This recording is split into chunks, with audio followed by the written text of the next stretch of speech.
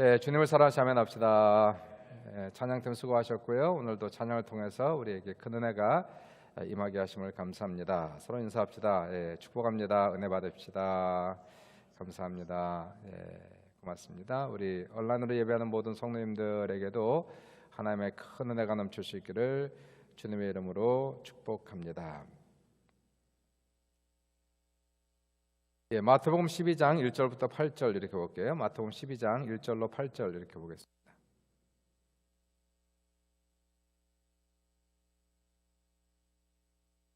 토론토에도 백신 예방이 다음 주부터 시작하나요? 그렇죠 아마?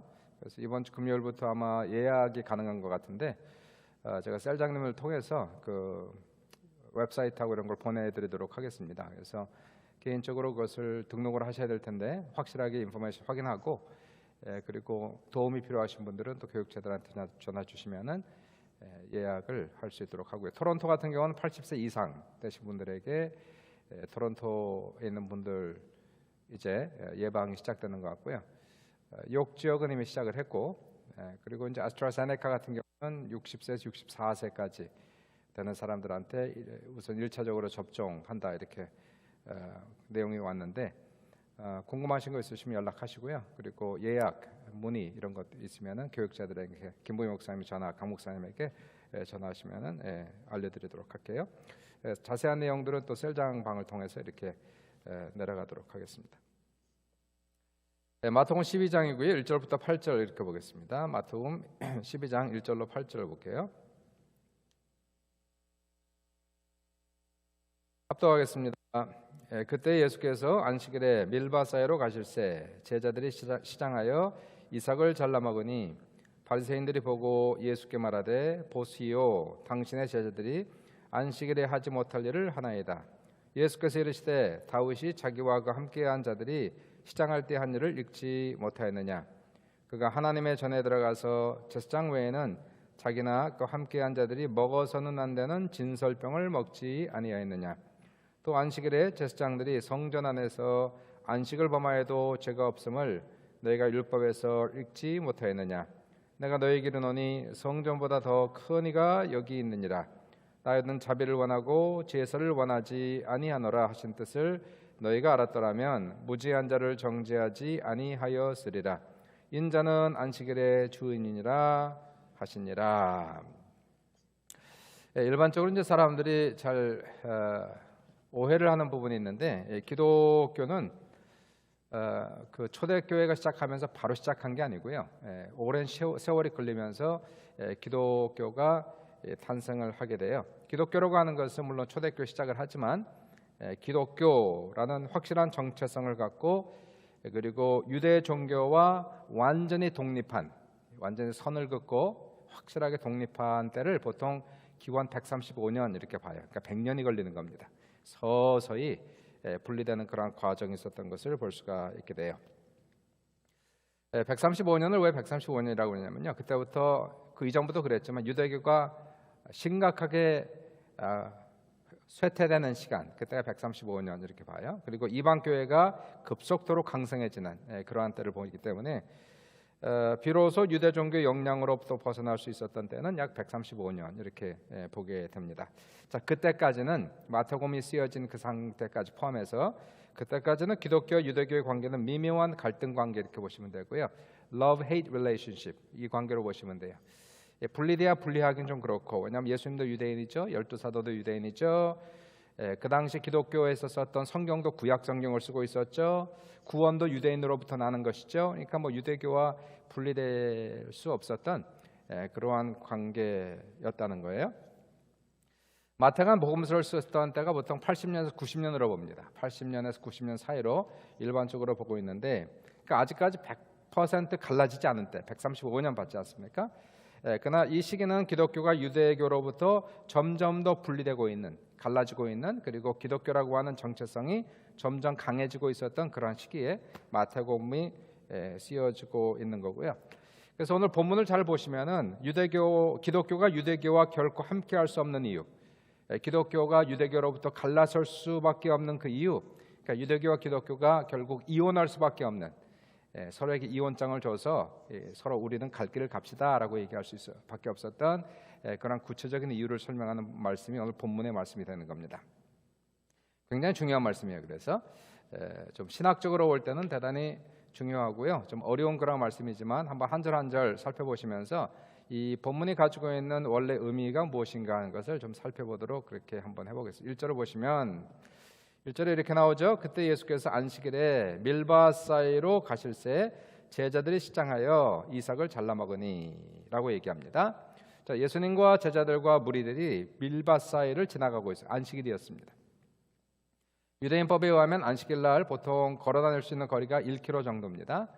1km 정도. 그러니까 안식일이니까 뭐 어디 갈 수가 없어요. 회당을 가는 거 외에는 어디 걸을 수가 없는 겁니다. 그러니까 이 사건이 일어난 것은 아마도 아침 시간에 회당을 가다가 아니면 예배를 드리고 회당에서 나오면서 무리가 이제 가는 거죠. 회당을 향해서 또는 회당에서 나오면서 가다가 밀밭을 지나가는 거예요. 이동하다가 밀밭을 지나가는데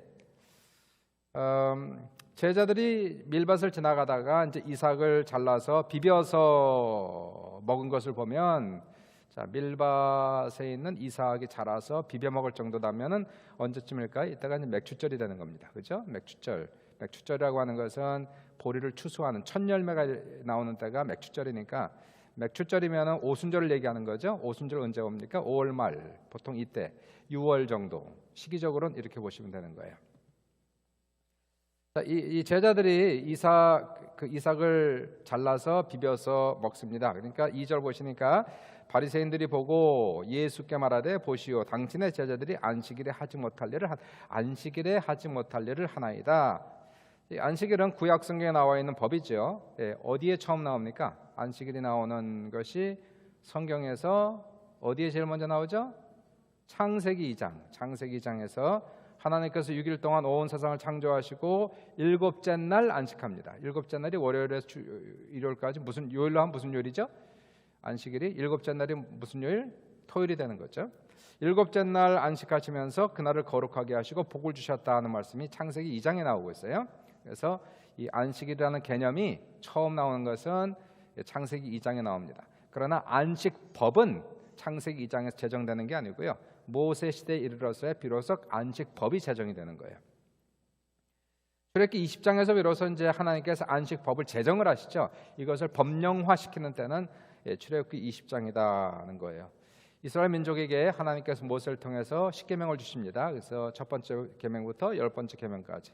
안식일 계명은 몇 번째 계명입니까? 성경을 잘 아시는 우리 사랑하는 성도님들 몇 번째 계명이죠? 잘하셨습니다. 4번째 계명입니다.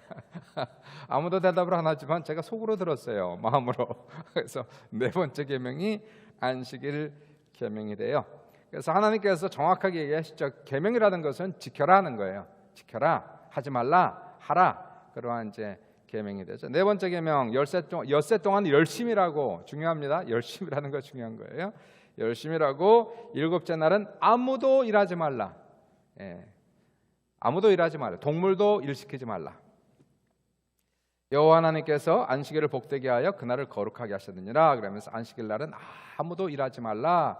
그러한 법령을 제정하신 때는 모세 시대에 이르러서야 비로소 법령화되는 거가 됩니다. 자, 그런데 이제 예수님 시대로 돌아왔어요. 예수님 시대에 제자들이 밀밭을 지나가면서 이삭을 잘라서 비벼서 먹은 것은 왜 죄가 되느냐 하는 거예요. 그러면 이거는 왜 죄가 되는가? 이것도 일인가? 그거죠. 일하지 말라. 그런데 이것도 일인가? 히브리 사람들에게는 그 당시에 예수님 당시에 구약만 있는 것이 아니고요. 구약만 있는 것이 아니고 율법을 보필하는 다른 문서들이 있었어요. 굉장히 중요한 문서들입니다. 유대인들에게는 히브리 사람들에게는 성경만큼이나 중요했던 율법을 보필하는 문서들이 있었다는 거예요. 다는 설명할 수 없지만 그 중에 하나가 미시나라고 하는 거예요. 미시나라고 하는 건데 이것은 구전으로 내려오다가 보통 오럴 토라 그렇게 얘기합니다. 그러니까 구전 율법이다 이렇게 얘기하죠. 하나님께서 모세에게 주신 것들 중에서 모세가 쓴 것들이 있고 그냥 하나님이 설명한 건데 쓰지 않고 구전으로 내려왔던 그러한 계명들이 있다. 그래서 이제 그걸 오럴 토라, 그러니까 구전 율법이다. 그런 것들이 구전으로 내려오다가 예수님 당시에도 구전으로 내려온 거예요. 구전으로 내려오다가 2세기 정도의 성문화가 된 책이 미시나라고 하는 그런 책이 됩니다. 굉장히 중요한 이스라엘 사람들에게는. 미시나에 보면 그래서 구전 율법을 통해서 보면 유대인들이 안식일에 해서는 안 되는 39가지의 종류의 일이 있어요. 그러니까 좀 크죠. 39가지의 일은 하지 말아야 된다. 다는 설명할 수 없고 그중에 재미있는 거 몇 개만 소개하자면, 첫 번째, 안식일 날은 불을 켜거나 끄는 일을 할 수 없다는 거예요. 불을 켜거나 또 불을 이렇게 막 만들거나 켜거나 불을 끄는 일을 할 수가 없다. 이게 이제 첫 번째가 됩니다. 그런 이유 때문에 유대인들은 안식일 날 음식을 할 수 없는 이유가 그거예요. 오븐을 틀지 못합니다. 뭐 할 수가 없는 거예요. 미리 만들어 놔야지 그날은 음식을 만들어서 먹을 수가 없다는 거죠. 자, 노스휘역 제너럴 호스피털 가면은 거기에 그 엘리베이터가 있는데 거기에 사바스 엘리베이터가 있어요. 그렇죠? 유대인들이 그러니까 안식일 엘리베이터가 있다는 거예요. 유대인들이 안식일 날 엘리베이터를 탈 수 없는 이유가 뭘까요? 눌러야 되는데 누르는 게 일이 아니라 누르면 뭐가 생겨? 불을 켜는 거예요. 불을 켜기 때문에. 그러니까 불을 못 켜잖아요. 불을 못 켜기 때문에 엘리베이터를 누를 수가 없는 거예요. 그래서 그 안식일 엘리베이터는 그래서 각 층마다 그냥 알아서 서주는 겁니다. 누를 필요가 없는. 그래서 이 안식일 엘리베이터가 이렇게 따로 있는 것은 불을 켜지 못하기 때문에, 불을 끄지 못하기 때문에 지금도 지키고 있는 거예요. 그러니까 미시나라고 하는 이 전통이 예수님 당시만 지키는 게 아니라 지금까지도 이스라엘 민족은 미시나의 전통을 지키고 있는 것을 여러분이 아셔야 됩니다. 또 다른 하나 볼게요. 다른 하나는 물건을 한 장소에서 다른 장소로 옮기지를 못해요. 물건을 한 장소에서 다른 장소로 옮기지 못해서 집안에서는 큰 물건을 여기서 절로 옮겨도 되지만 밖으로 물건을 들고 나가지 못해요. 바늘 하나라도 들고 나가면 일입니다. 못하게 돼 있어요. 자, 보시면 안식일에 예수님 중풍병자를 고치시죠. 중풍병자를 고치는 것도 잘못됐지만 미시나에 의하면 왜 다른 날도 있는데 왜 안식일 날 고칩니까? 그것도 문제였지만 예수님께서 중풍병자를 고치시고 했던 말씀이 뭡니까? 일어나 어떻게 하라? 내 상을 들고 걸어가라고 그랬잖아요. 걸어가라. 물건 옮기면 안 되는데 왜 그 큰 상을 그 중풍병자가 누워 있는 상을 들고 걸어갔냔 말이에요. 안식일을 어겼다는 거죠.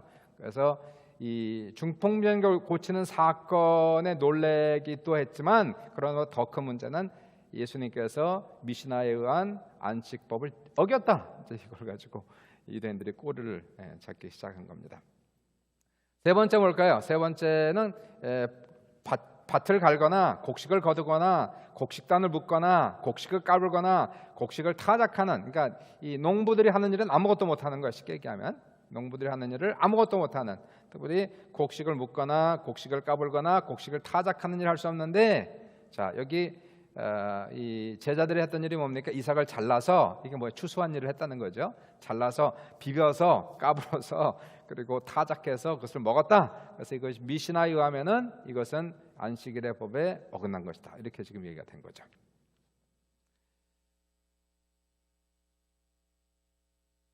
문제죠. 분명히 미시나에 의해서는 어긋난 겁니다. 잘못된 거예요. 그러니까 예수님은 아셨을까요? 예수님은요, 율법만 아신 것이 아니라 미시나 다 아셨습니다. 미시나와 탈무드도 아직까지 여기 지금 만들어지진 않았지만 다 구전 아닙니까? 구전으로 내려왔던 모든 것들을 다 알고 계셨어요. 그러니까 제자들이 했던 행동이 미시나에 의하면은 안 된다는 것을 이미 알고 계셨습니다. 그런데 그럼에도 불구하고 제자들을 나무라지 않으셨다는 거예요. 그러한 제자들을 막지 않으셨다는 것이에요. 마치 어린아이들이 공공장소에서 어린 2살짜리, 3살짜리가 아주 함부로 막 행동하고 막 그냥 나자빠지고 그러면은, 또는 까불면 버릇없게 굴면 혼을 내야 되는데 이 부모들이 혼을 안 내는 부모들이 있지 않습니까? 그냥 내버려두는 부모. 예수님이 꼭 그런 모습 같아요. 그냥 알아서 기죽지 말라고 그냥 알아서 그냥 하는 그런 모습 같아요. 그 나중에는 보다 못해 이 사람들이, 주변 사람들이 눈살을 찌푸리지 않습니까? 마찬가지인 것 같아요. 제자들이 그러한 일을 했었을 때 바로 이 바리새인들이 혼란한 것이 아니고, 자른 것도 잘못됐지만 부벼서 먹으니까, 그런데도 불구하고 예수님이 가만히 있으니까 비로소 보다 못해 눈살을 찌푸리던 바리새인들이 그제서 혼란을 하는 겁니다. 보시오, 당신의 제자들이 안식일에 하지 못할 일을 하였나이다. 이렇게 비로소 이제 혼란을 그렇게 하게 되죠. 자, 일에 대해서 예수님께서 제자들 나무라지 않으셨던 세 가지 이유를 지금 여기 설명을 하는 거예요. 세 가지. 첫 번째 3절과 4절을 보시니까 왜 예수님은 제자들 이러한 행동을 나무라지 않으셨을까? 왜 그냥 놔두셨을까? 3절 4절 보시니까 같이 한번 읽습니다. 시작. 예수께서 이르시되 다윗이 자기와 그 함께한 자들이 시장할 때 한 일을 읽지 못하였느냐? 그가 하나님의 전에 들어가서 제사장 외에는 자기나 그 함께한 자들이 먹어서는 안 되는 뭘 먹었다고요? 진설병을 먹었다. 이 진설병은 떡입니다. 거룩한 떡을 얘기하는 거예요.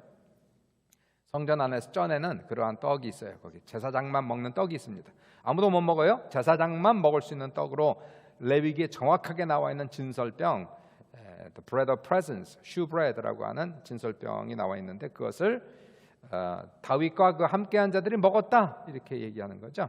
누가 주었습니까? 제사장이 주어서 먹은 거예요. 제사장이 주어서. 이 사건은 사무엘상 21장에 나온 사건인데 이거는 이제 다윗이 그의 부하들과 함께 사울을 피하여 도망가는 사건 중에 나오는 거예요. 막 도망을 합니다. 사울이 다윗을 잡아 죽이려고 혈안이 돼 있어서 다윗은 자기의 몸을 구하기에 급급해서 도망을 가고 있는 부하 몇 명과 함께 도망을 가다가 어디에 도착합니까? 놉이라고 하는 제사장 마을에 도착을 해요. 너무나 허기가 죽을 지경입니다. 아주 죽겠어요. 아주 그냥 정신이 없고 쓰러질 판입니다. 그래서 제사장 아히멜렉에게 음식을 좀 달라 했더니 아히멜렉 얘기가 떡이 없다는 거예요. 제사장들만 먹을 수 있는 진설병만 있다 라고 얘기를 해서 그래서 이 아히멜렉은 지금 다윗이 도망가고 있는지도 몰랐어요. 사울의 얼굴을 피해서 도망가는지도 모르고 무슨 일이 있는지 몰랐어요. 근데 뭐 죽겠다는 거예요. 허기가 져서 쓰러지겠다는 겁니다. 그래서 제사장 아히멜렉이 다윗에게 진설병 5개를 주어서 다윗과 그의 부하들이 먹고 힘을 내서 갔다. 그러면 제사장만 먹어야 되는 떡을 다윗과 그의 부하들이 먹었는데 왜 죄가 안 됐느냐? 이거 아니겠습니까? 이거 해석을 잘해야 돼. 왜 이게 괜찮냐는 얘기예요. 그러면 제사장만 먹는다고 분명히 레위기에 써 있는데 왜 이것을 제사장 아히멜렉은 알면서도 다윗과 그의 부하들에게 떡을 주어서 먹게 했을까? 이것을 지금 안식일 지금 제자들이 이삭을 먹는 것과 지금 비교하지 않습니까? 여기서 우리가 미시나의 전통을 우리가 아셔야 되는데 미시나가 이제 해석을 그렇게 하는 겁니다. 율법을 해석할 때에 율법의 정신을 잘 알아야 된다는 거예요. 율법을 주어졌는데 하나님께서 율법을 주셨어요. 그런데 율법을 어겨도 죄가 되지 않는 익셉션이 있다는 거예요. 예외가 있다는 겁니다. 율법을 어겨도 죄가 되지 않는 마치 정당방위 같은 그러한 몇 가지 사건이 있는데 특별히 언제 몇 가지가 있습니다. 나중에 그 중에 첫 번째 하나를 보시면 하나는 뭐냐면 위급한 상황에 있는 사람을 도와주거나 생명이 위태한 사람을 구원하기 위해서는 율법을 어겨도 죄가 되지 않는다. 정당방위가 되는 거예요. 아니 지금 사람은 위급한데 이 사람을 도와줘야 되고 생명이 죽게 됐는데 율법을 지켜야 된다는 그러한 미명 아래 그 사람을 구원하지 않으면 오히려 그게 더 죄가 된단 말이에요. 그래서 사람이 먼저지 율법이 먼저냐? 그래서 이게 율법의 정신 아니겠습니까? 지금 다윗과 그의 그 부하들이 지금 허기가 져서 쓰러지게 될 판입니다. 죽게 될 판이에요. 그래서 제사장 아히멜렉의 관점에서는 이 사람들 잘못하면 위험하다 이러한 판단이 쓴 거죠. 그래서 이분들에게 제사장만 먹어야 하는 진설병을 그들에게도 주었던 것은 이 아히멜렉의 판단이었어요. 해석이었습니다. 위험하다. 그리고 생명이 위급할 수 있다. 그래서 떡을 주었기 때문에 이것은 정당방위에 들어간다. 이렇게 해서 그에게 죄가 되지 않는다. 이렇게 얘기가 된 거죠. 자, 이스라엘 민족이 다 알고 있었습니다. 여기에 대한 해석, 미시나의 해석을 다 알고 있었어요. 그러한 행동이 아히멜렉의 그러한 행동이 결코 죄가 되지 않는다는 것을 알고 있었다면, 자 그러면 이 사건을 보자는 얘기죠. 오늘 이 사건을 보면은 여기 우리 예수님의 제자들도 허기가 져서 밀을 까불어 먹은 것은 이것은 정당방위다. 그렇게 지금 얘기를 미시나의 해석을 따른 겁니다. 예수님은 유대인이에요. 전통을 다 알고 있었어요. 미시나의 해석을 잘 알고 있었어요. 그래서 미시나의 해석에 의하면 이것도 허락된 것이다 라고 얘기하면서 이 사람들은 무지한 자다 이렇게 얘기하죠. 무지한 자를 저들이 정죄한 것이다라고 얘기합니다. 마태복음에 나오지 않지만 마가복음에서 똑같은 사건 속에서 마가복음에서 하나를 더 하고 있는데 마가복음에서 이 얘기를 하고 있어요. 안식일이 사람을 위하여 있는 것이지 사람이 안식을 위해서 있는 것이 아니다. 안식일이 사람을 위해서 있는 것이지 사람이 안식을 위해서 있는 것이 아니다라고 얘기하면서 자 여기서 율법의 그 정신을 지금 얘기하는 겁니다. 하나님 율법을 주신 것은 율법을 주신 이유는 이스라엘 민족을 위해서 주셨다라고 지금 얘기를 하는 겁니다. 왜일까요? 지금 이제는 아까도 말씀드렸지만 이 아브라함 시대에는 율법이 없었어요. 그리고 안식법이 없었습니다. 그러나 이제 이 사람들이 뭐 어떤 부락이 아니라 민족이 됐단 말이에요. 수백만 명이 됐단 말입니다. 그럼 수백만 명이 되면 나라가 생기면 뭐가 필요합니까? 법이 필요하잖아요. 법이. 아니 몇 사람 사이에 무슨 법이 필요해요? 가정 안에 무슨 법이 필요합니까? 관계적으로 살면. 그러나 나라는 관계적으로 살 수 없어요. 법이 필요한 겁니다. 법대로 운영을 해야 됩니다. 법이 없으면 어떻게 될까요? 죄가 범람하다는 거예요. 그래서 공의롭게 사회가 다스려지기 위해서는 율법이 필요하니까 하나님께서 모세 시대에 이제 인구가 많아졌기 때문에 하나님께서 율법을 주셨다는 거예요. 왜요? 이 사회가 잘 운영될 수 있도록 하기 위해서 그리고 죄를 다스리기 위해서 법을 주셨고 그리고 법은 강하게 집행이 돼야 된다는 거예요. 그래야 법이 효력이 있지 않습니까? 법을 우습게 보면 사람들이 함부로 법을 어기니까 그래서 법을 주셨고 법을 강하게 집행을 그렇게 했습니다. 그러나 상황에 따라 상황을 봐야 된다는 거예요. 상황에 따라서 법을 어긴 사람들도 이해해줘야 되고 무죄로 판결할 수 있는 그러한 상황들이 있다는 거죠. 지금 현재 우리 법도 마찬가지 아닙니까? 정당방위인지 아닌지를 알 수 있는 거 아니겠어요? 그러니까 무조건 사람들의 환경도 살피지 않고 정죄하는 것은 율법의 정신에 어긋난다 이걸 얘기하는 거예요. 무조건 법이니까 법이요라고 얘기하는 건 잘못됐다는 얘기예요. 그 사람의 상황을 살펴가면서 율법을 잣대로 사용하고 해야 되는데 상황을 알지도 못하고 똑같이 하는 것은 율법의 오히려 정신에 어긋난다. 그러면서 7절을 보시니까 율법의 정신은 무엇이라고? 자비와 긍휼이다 그렇게 얘기하는 거예요. 나는 자비를 원하고 7절에 제사를 원하지 아니하노라 하신 뜻을 너희가 알았다라면 무지한 자를 정죄하지. 이 사람은 무지하다. 상황적으로 볼 때에 무지하다는 거예요. 이게 미시나의 해석입니다. 미시나가 그렇게 해석하고 있지 않느냐? 예수님이 우리 반문하고 있는 거죠. 지금 모세 율법을 가지고 얘기하는 것이 아니라 유대인들이 사용하는 미시나의 해석 정신을 가지고 얘기하고 있는 거예요. 그러니까 미시나 해석 정신에 의하면은 그러면은 이 사람들도 상황적으로 볼 때에 무지한 자인데 너희들이 무지한 자를 정죄했다. 왜냐하면 자비를 원한다는 거예요. 지금 허기가 져서 죽게 생겼는데 지금 꼭 그렇게 안식법을 따라서 뭐 그래야 되느냐? 이 얘기를 지금 하고 있는 거 아니겠습니까? 그러므로 미시나의 해석을 통해서 보더라도 예수님께서 왜 제자들을 나무라지 아니하셨는가? 왜 그 허락하셨는가? 미시나의 해석을 통해서 보더라도 제자들은 너무가 허기가 져서 이삭을 잘라 먹은 것은 내가 허락한 것이다. 이렇게 지금 얘기가 되는 거죠. 자, 이게 첫 번째 이유가 됩니다. 그러니까 첫 번째 이것은 안식법에도 어긋난 게 아니다. 그렇게 얘기하는 거예요. 그렇죠? 안식법에 어긋난 게 아니다. 안식법 아래에서 이것은 행하진 것이다. 그러므로 이들을 정죄하지 말라. 그렇게 얘기합니다. 두 번째 봅시다. 두 번째가 5절과 6절이에요.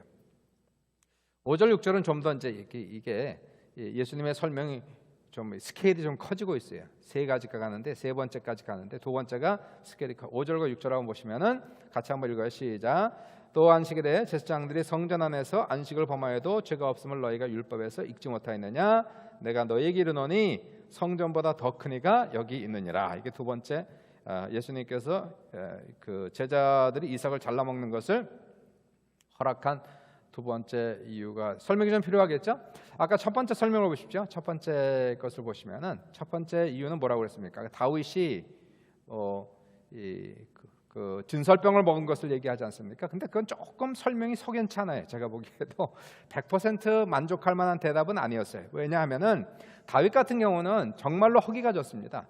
이 사람들은 그 음식이 없으면 쓰러져 죽을 판이에요. 제가 보기에는 이 사람들은 위급한 상태였고 생명이 정말 위급한 상태에서는 이들에게 떡을 주지 않으면 죽을 수 있다는 그런 판단이 아히멜렉에 있었던 거예요. 그래서 제사장 아히멜렉은 그들의 생명을 구원하기 위해서 가다가 쓰러지지 않도록 하기 위해서 떡을 준 것은 이해가 되지만 지금 제자들이 지금 허기가 져서 배가 고파서 그렇다고 제자들이 뭐 지금 쓰러질 판입니까? 솔직히 얘기해서 뭐 공회를 가다가 또는 예배를 드리고 오다가 그럼 배가 고픈 정도지 그렇게 쓰러질 정도로 죽을 정도로 막 허기가 진 건 아니었단 말이에요. 조금 참고 집에 가서 먹으면 되지. 그거를 꼭 이삭을 잘라서 먹을 정도로 허기가 졌느냐? 그러니까 첫 번째 것은 조금은 이해가 되는데 아직까지 좀 석연치 않은 그런 부분들이 있었다는 거예요. 그렇죠? 여러분 안 그렇습니까? 제가 보기에는 100% 이렇게 다윗 케이스하고 제자들의 케이스하고는 1대1로 이렇게 동급으로 치기에는 조금 부족하다, 이런 생각이 좀 들 수 있는 설명이 첫 번째였는데, 두 번째가 이제 중요해지는 겁니다.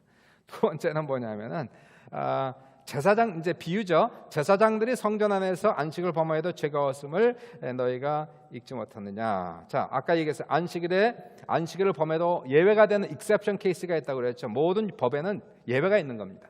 예외가, 수학에도 예외가 있는 것이고, 보면은 모든 영어 문법에도 예외가 있는 것이고, 율법에도 예외가 있는 거예요. 율법에서 안식일을 지켜라라고 얘기하는데, 안식일을 범해도 안식일을 범하는 것이 아닌 몇 가지 케이스가 있었는. 첫 번째가 뭐라고 그랬습니까? 사람들이 위급한 상태에서 도와주거나 죽을 수 있는 그러한 상태의 생명을 구하는 일은 예외적이다, 이렇게 얘기했고요. 두 번째는 뭐냐면은, 두 번째, 할례 받는 날과 안식일이 겹칠 때, 할례 받는 날과 안식일이 겹칠 때는 안식일을 어기고 할례를 줄 수 있다, 이렇게 돼 있어요. 할례는 며칠째 받는 겁니까? 여자는 안 받죠? 남자만 받아요. 남자는 태어나고 며칠째 할례를 받습니까? 네? 8일째 받아요. 그러면 그게 요일로 하면 무슨 요일이 될지 모르는 거 아닙니까? 8일째가 월요일이 될 수도 있고 화요일이 될. 근데 그날이 하필이면 토요일 날이 딱 걸렸어. 그러면 할례는 분명히 이거는 일이거든요.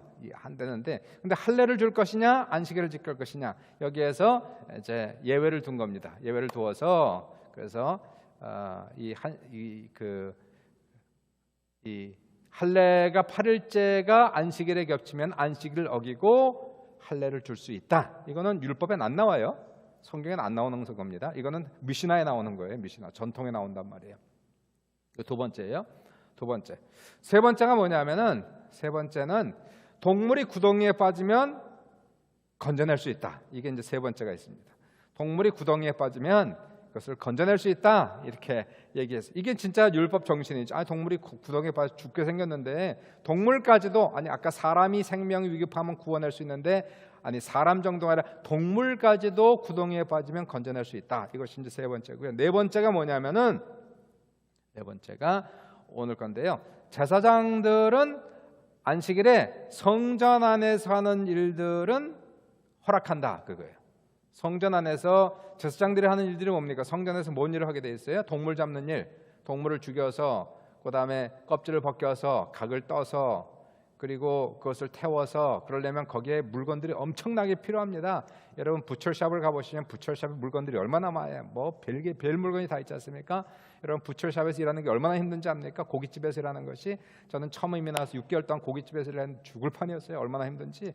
그 일들이 아주 고기 자르고 무슨 치킨 준비하고 포크 준비하고 비프 준비하고, 그 일들이요 너무너무 피곤했어요. 부철샵에서 일하는 거 보통 일이 아닙니다.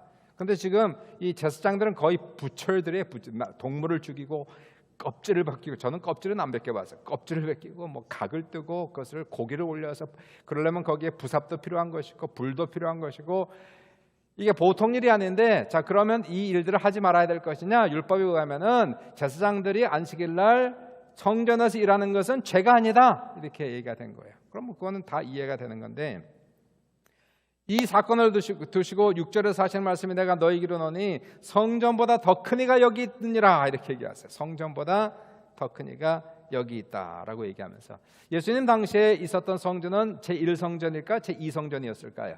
제1성전은 무슨 성전? 솔로몬 성전은 이미 파괴됐죠. 제2성전이 세워진 거예요.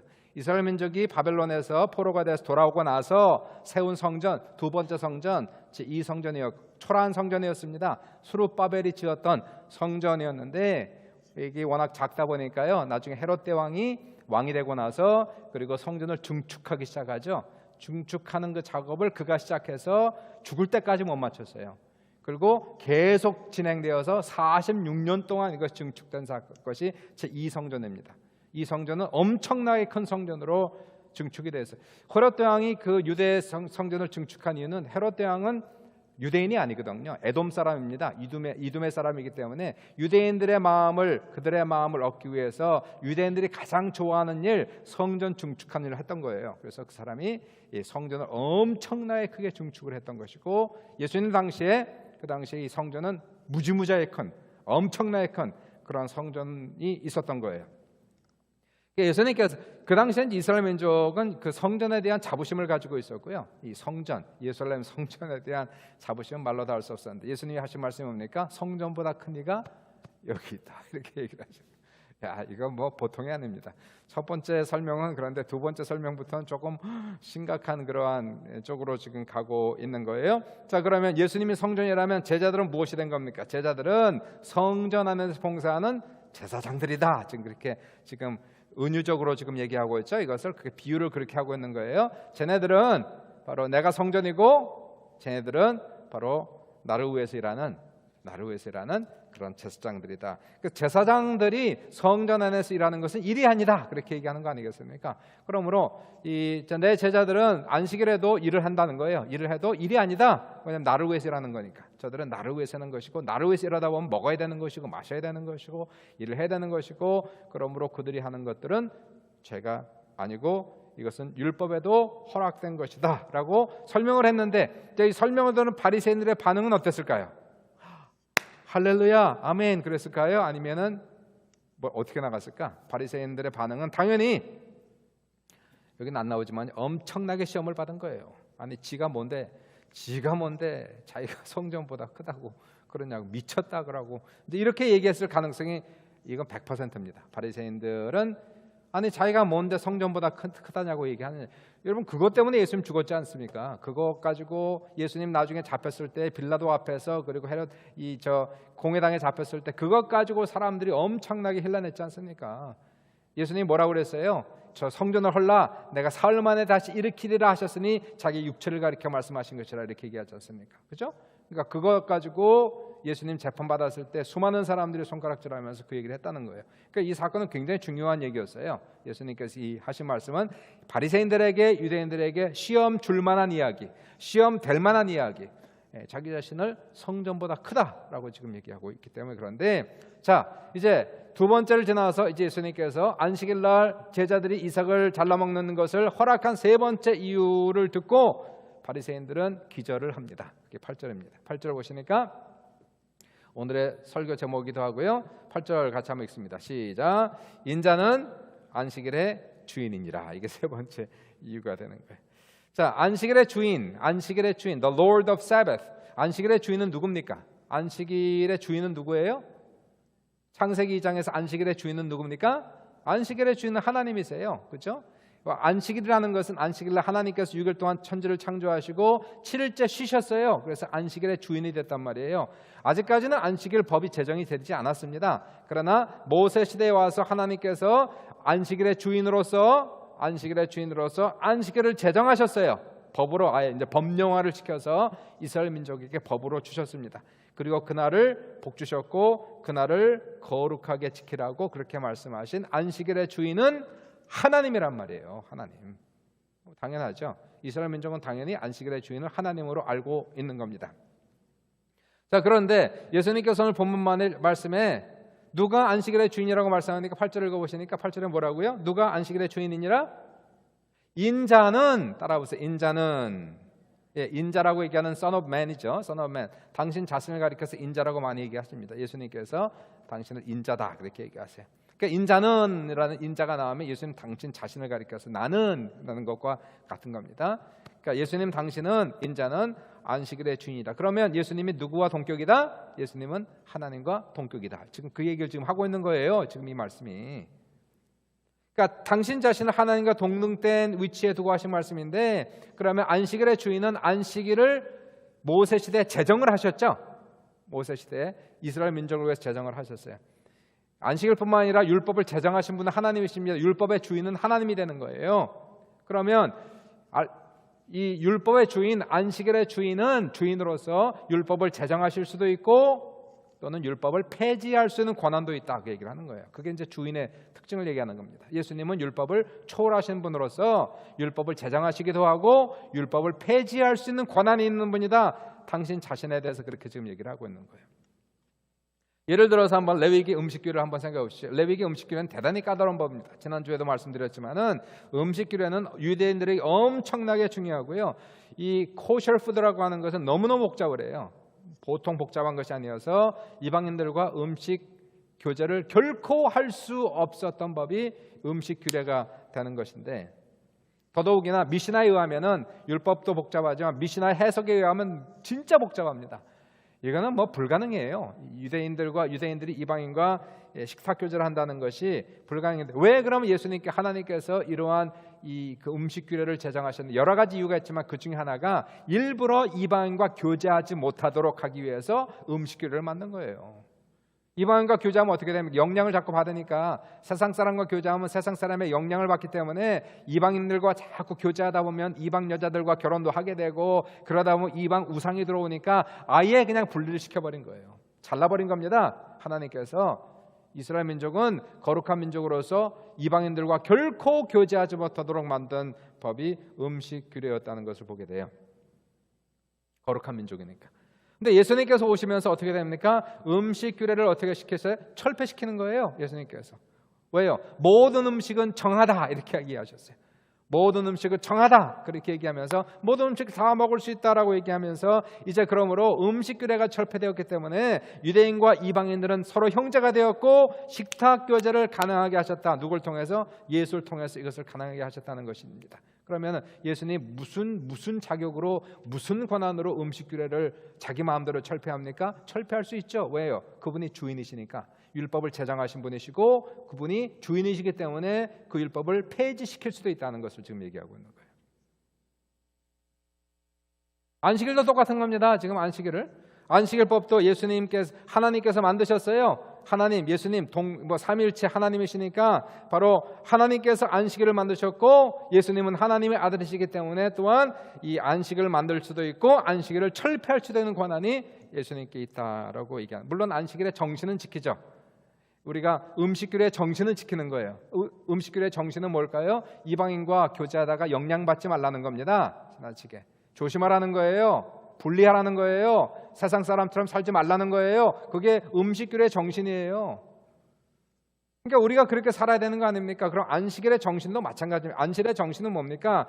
안식일을 주신 이유는 뭐냐면은 이 일주일 하루는 온전히 안식하면서 하나님께 예배를 드리는 날이며, 안식일은 특별히 구별하여 이날은 선한 일을 도모하는 날이며 가족과 함께 거룩한 날을 지키는 날로 하나님께서 이 날을 제정하시고 주셨다는 거예요. 그들을 위하여, 이스라엘 민족을 위해서, 그들의 영적인 그러한 상태를 위해서, 가정을 위해서, 건강을 위해서 안식일이 중요하다는 겁니다. 하루를 쉬어야지 일주일 내내 일하면 힘들다는 거예요. 고생한다는 거예요. 그 당시엔 농경사회입니까? 농경사회 바빠요. 특별히 지주가 있고 노동자가 있는데, 만약에 안식법이 없다면 지주들은요, 노동자들 일주일 내내 부려먹는 겁니다. 동물 부려먹고 노동자를 부려먹으면서 노동을 착취하는 그런 시대가 농경사회였단 말이에요. 하나님께서 이 사람들을 긍휼히 불쌍히 여기서 일주일에 하루는 본인도 쉬어야 되는 거, 모든 사람을 쉬게 하라 그렇게 얘기하면서 그들의 건강을 신경 쓰셨고 또 그들의 영적 상태를 신경을 쓰셔서 안식일을 주셨다면, 그럼 그게 정신이죠. 정신이에요. 우리가 주일을 지키는데 주일날은 주일을 안식일로 생각하는 건 잘못된 해석이고요. 이것은 안식일이 아닙니다. 이건 주일은 주일이고 안식일은 안식일이에요. 주일은 주일로 지키는데 단지 안식일의 정신을 가지고 지키는 겁니다. 이 주일날 우리 일주일에 하루 정도는 우리가 온전히 안식하고 휴식하고 그리고 기도하고 예배드리고 그리고 가족과 좋은 시간을 보내고 선한 일을 도모하며, 더 나아가서 우리는 주일만 안식이 아니라 모든 날을 안식일처럼 거룩하게 지키고, 모든 날을 안식일처럼 우리가 선한 일을 도모하며, 모든 날을 안식일처럼 가족과 아름다운 관계를 맺고, 이게 율법의 정신을 얘기하는 거예요. 그래서 우리가 율법의 정신은 지키되, 그러나 이 안식일을 문자적으로 율법적으로 우리가 그대로 이행할 필요는 없다. 이것을 예수님이 천명을 그렇게 해주신 거예요.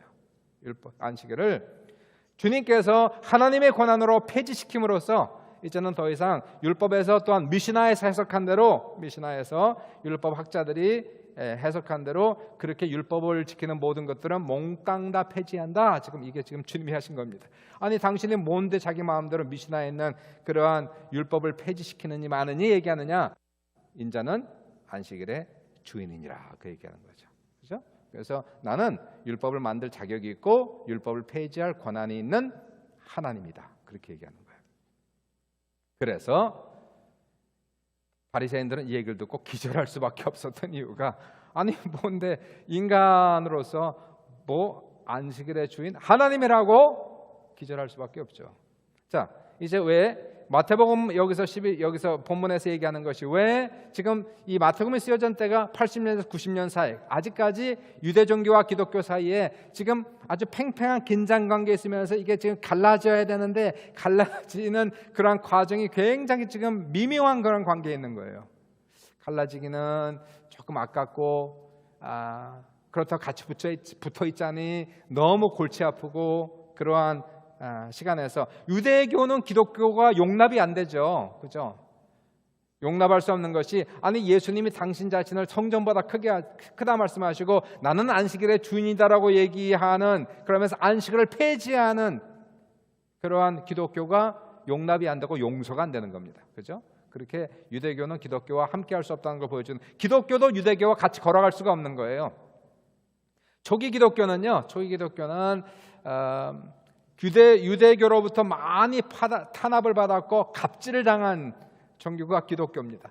우리가 이제 사도행전에 사도 바울 시대도 이렇게 나오고 사도 바울 시대에서 끝난 게 아니고요. 사도 바울이 죽고 나서 계속 오랫동안 이 기독교는 유대교에 의해서 특별히 그 유대아이저스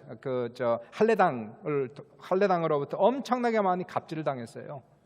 이 기독교가 언제까지? 기독교가 아직 작았을 때 유대교는 셌고 컸고 오래된 종교고 로마에 의해서 인정된 종교고 기독교는 아직 태동되고 있었던 그래서 아직까지 로마 종교로부터 그 합법적 종교라는 그러한 자격을 얻지 못한 그러한 상태 속에서 유대교에서 엄청나게 갑질을 당하고 그리고 조롱을 당했던 그러한 시간이었는데 시간이 지나가면서 이게 저울이 바뀌기 시작한 거예요. 기독교가 이렇게 했고 유대교가 이렇게 셌는데 시간이 지나가면 지나갈수록 이게 점차적으로 이 동등화가 되는 그리고는 이 기독교가 세지고 유대교가 약해지는 이런 역사적 배경을 우리가 볼 수가 있게 되고요.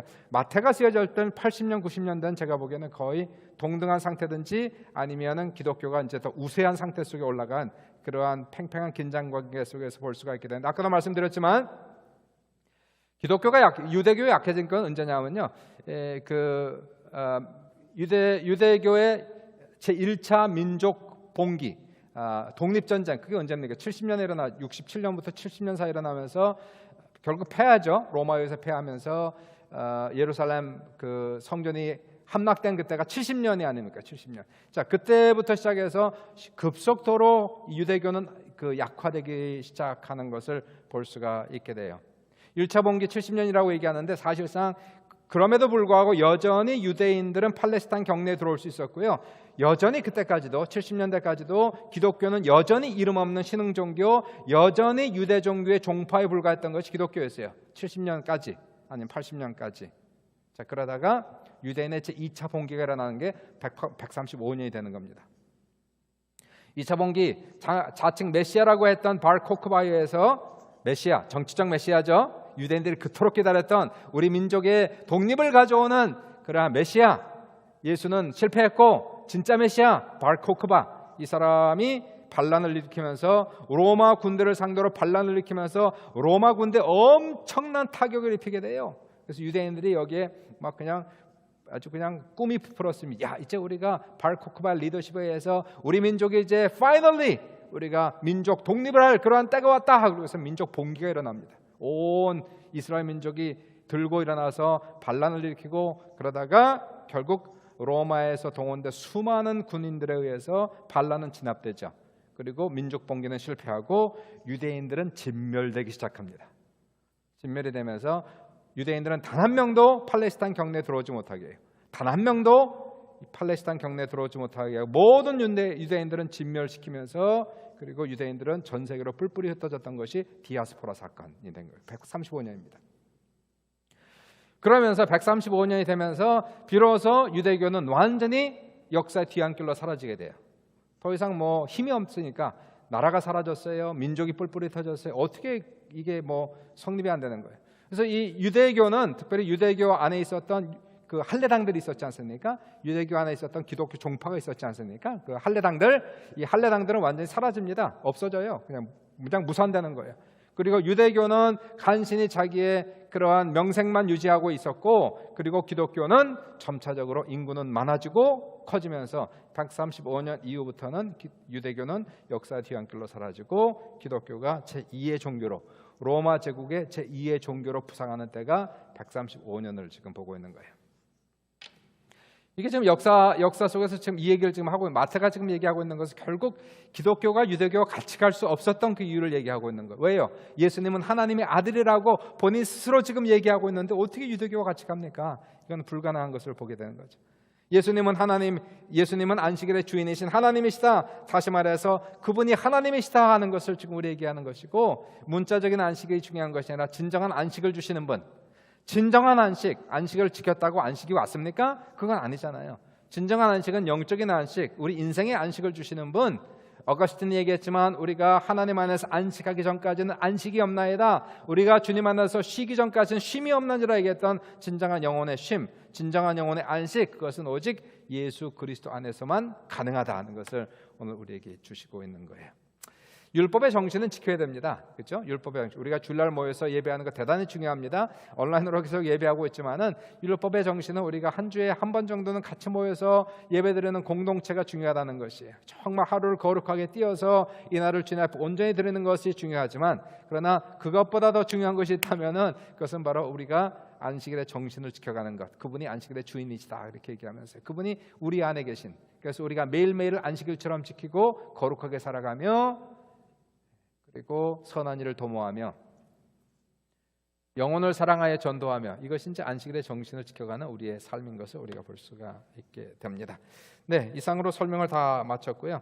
주님께서 우리 안에 계시고 그분이 성전보다 크시다 뭐라고 말씀하시고, 우리는 그분 안에 거하는 이 제사장, 그죠? 제사장, 거룩한 왕 같은 제사장. 베드로 전서에도 얘기하고 있지만 우리는 거룩한 나라요 왕 같은 제사장들이요 이렇게 얘기하지 않습니까? 왕 같은 제사장들이다라고 얘기하는 바로 이 놀라운 이 역사 우리가 보면서요, 이 놀라운 은혜가 우리 모두에게 넘칠 수 있기를 주님의 이름으로 축원합니다.